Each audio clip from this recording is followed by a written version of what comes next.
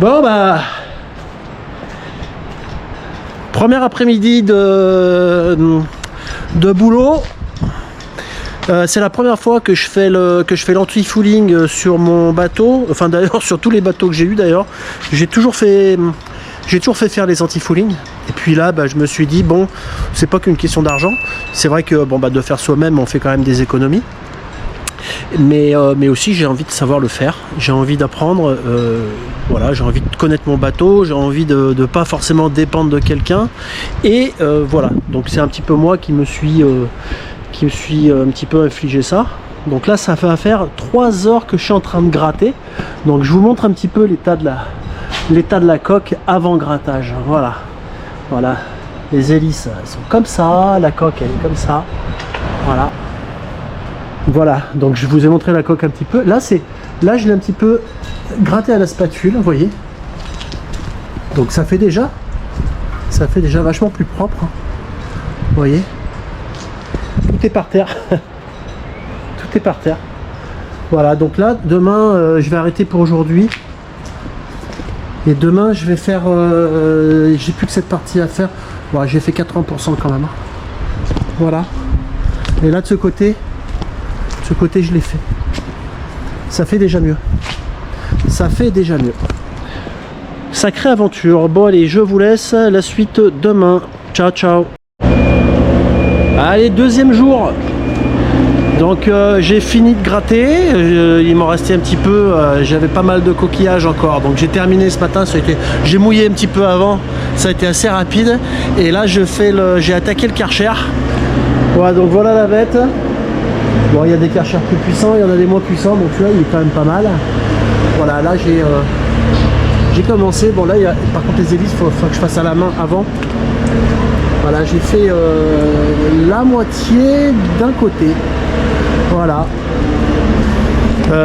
Prochaine fois que je fais ça, je m'équipe un peu mieux. Je mets des bottes, un ciré, des lunettes. Là, j'ai un petit peu...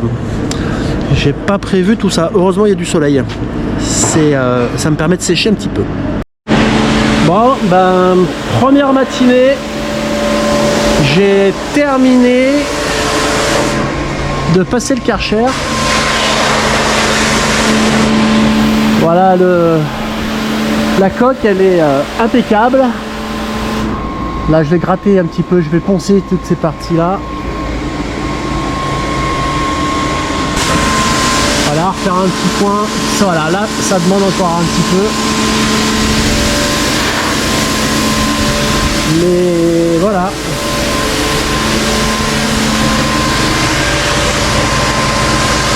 C'est pas mal.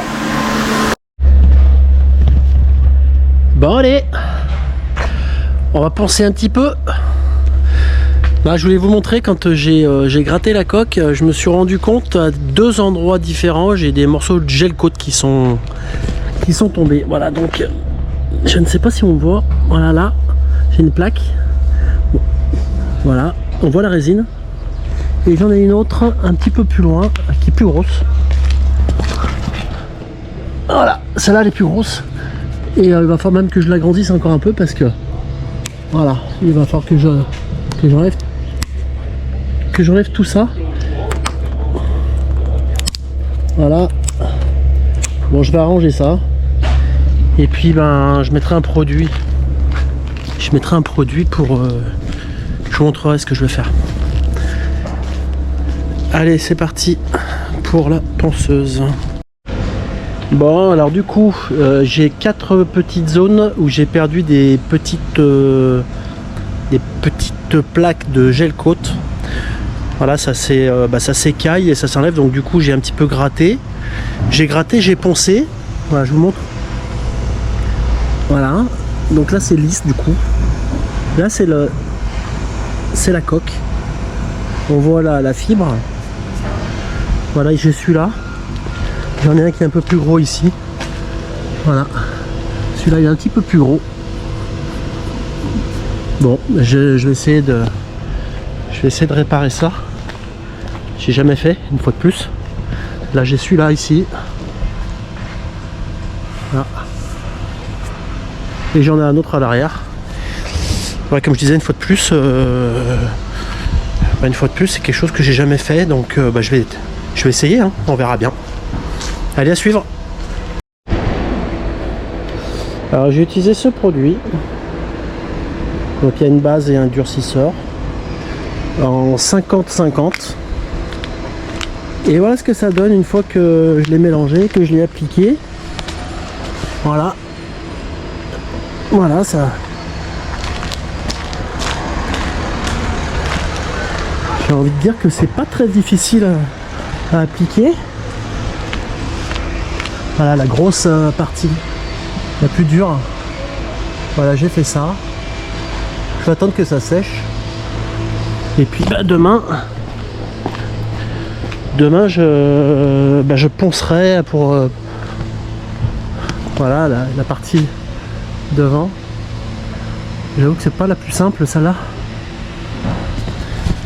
Bon, on verra bien. De toute façon, je pourrais toujours l'arranger en ponçant tout simplement. Bah, je crois que j'ai pris un peu de poussière. Hein. Bon, je vais rentrer parce que je viens de passer ma journée entière. J'ai pas arrêté depuis ce matin. Il est presque 18 h et je suis fané. C'est quand même un sacré travail. Hein. C'est quand même un sacré travail quand on se dit qu'un anti-fouling ça vaut 1000 € ou 2000 €, et ben on peut comprendre parce qu'il y a vraiment du taf. Hein. Voilà, donc là je rentre et la suite demain matin. Allez, à plus tard.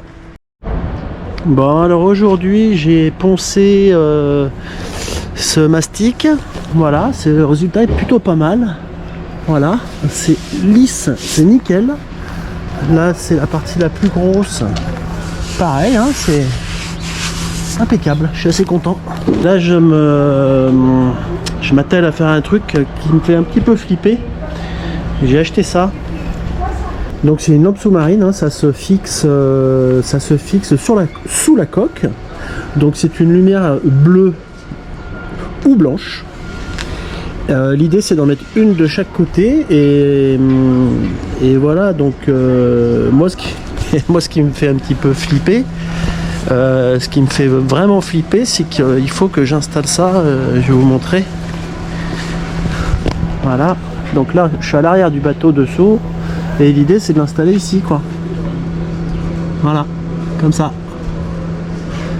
Du coup ici il faut faire un trou pour faire passer le câble blanc, et puis après il faudra faire 3 trous pour mettre les vis, et puis bien sûr mettre du silica, beaucoup de silica pour pas qu'il y ait de problème d'infiltration d'eau. Voilà, c'est pas un gros boulot, je me sens totalement capable de le faire, mais ça me fait flipper, ça me fait trop flipper de faire des trous dans mon bateau. Donc là ça fait 1h30 que je suis en train de réfléchir comment je vais m'y prendre, enfin voilà, j'ai mis ça fait 1h30 que je réfléchis, et là c'est le moment où je prends la perceuse et je fais le trou. Voilà, donc j'ai tout préparé, j'ai acheté une mèche exprès, et là là faut y aller, quoi.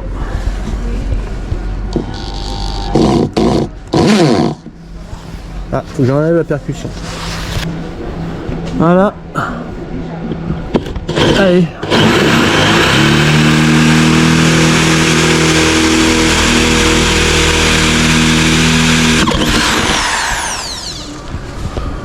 Ouf. Eh ben, Marc, ça permet de voir l'épaisseur de la coque. Bon, j'ai fait le trou, j'ai passé le fil dedans, je présente, donc ça va impeccable, ça s'encastre dedans impeccable, et ça va donner ça. Maintenant il faut que je fasse les 3 trous ici, je prépare mes vis, je mets du silica et je fixe, je mets du joint de partout, et c'est bon. Voilà, donc là j'ai tracé les 3 points, donc j'en ai fait un ici, et là je vais faire le 3e là.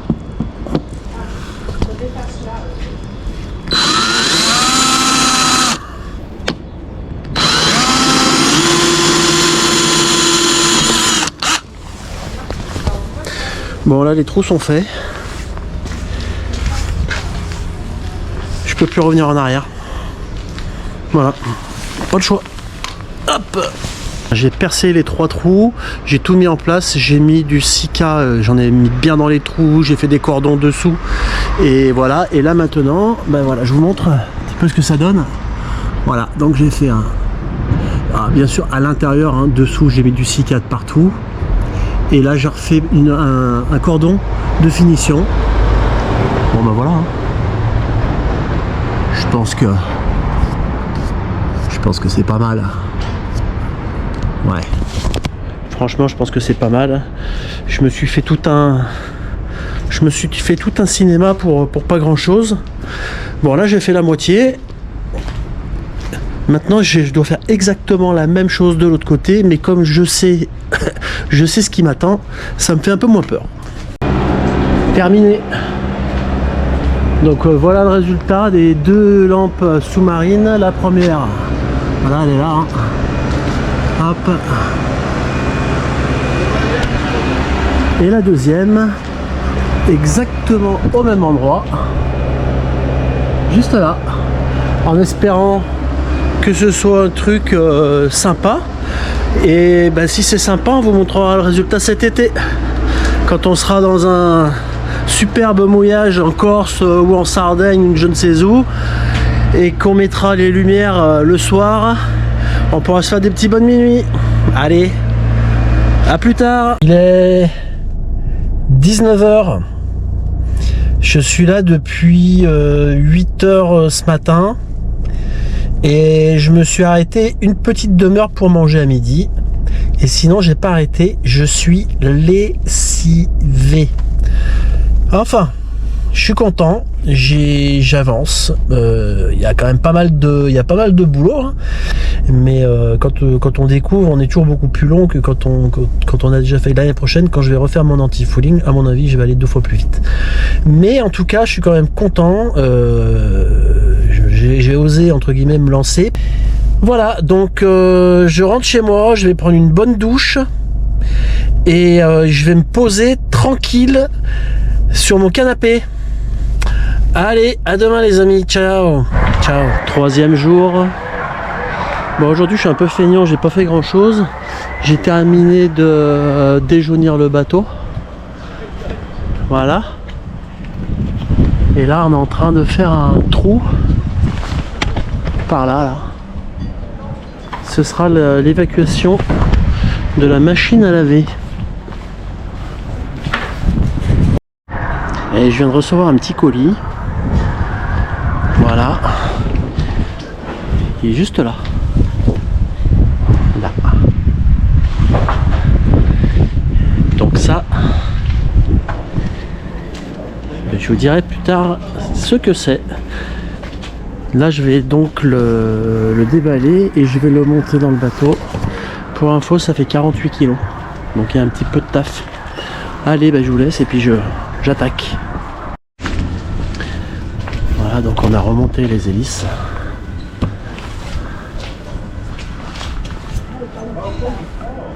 Hop. Elles sont toutes impeccables. Bon alors, petite préparation du primaire.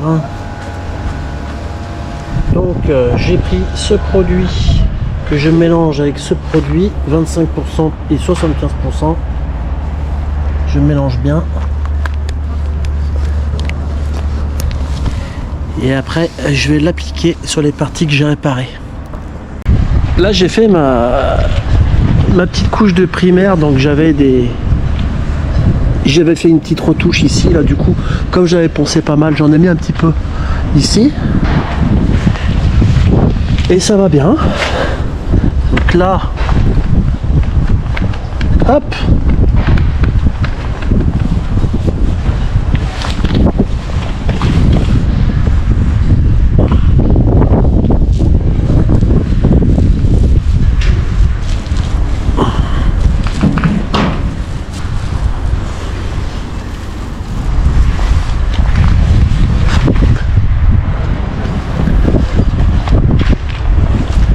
c'est quand même super ces produits, on sent que c'est la qualité. Même quand on sait pas, même quand on sait pas peindre, le rendu il est nickel. Bon alors là, c'est l'installation de la machine à laver. Voilà donc, là elle est un petit peu désossée, voilà. Voilà la machine, hein, voilà la bête. Hop. Et on va aller voir un petit peu.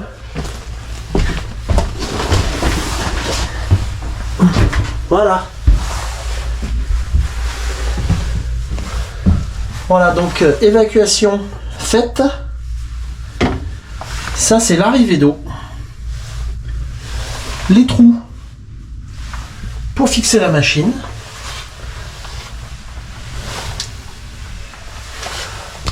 Et l'arrivée électrique. Donc on a une prise 220 volts quai et une prise 220 volts convertisseur. Comme ça quand on est au port, et ben on se met sur le ponton, on peut s'en servir autant qu'on veut, il n'y a pas de problème. Et puis quand on est au mouillage, de temps en temps, on peut quand même la faire tourner avec le convertisseur. Donc comme j'ai dit tout à l'heure, la vidange. Donc on a fait un trou ici, il faudra juste faire une petite étanchéité. Et là, ça c'est la trappe pour aller en dessous. Donc il y a le tuyau d'eau là qui passe par là. Et on va faire là-bas de l'autre côté, on va mettre un passe-coque juste au niveau de la ligne de flottaison pour l'évacuation de la machine à laver. Voilà, c'est pas une grosse affaire. C'est assez pratique. Il y a pire comme boulot. Voilà, et après le petit tuyau blanc que vous voyez là-bas, il est ici, il passe dessous, et après il rentre dedans dans le doublage, et il arrive dessous. Il arrive juste là. Et après il n'y aura plus qu'à le raccorder. Voilà, ça c'est la prochaine étape. Bon, moi j'ai terminé ma journée. Je suis... Bon, j'ai pas fait grand chose aujourd'hui.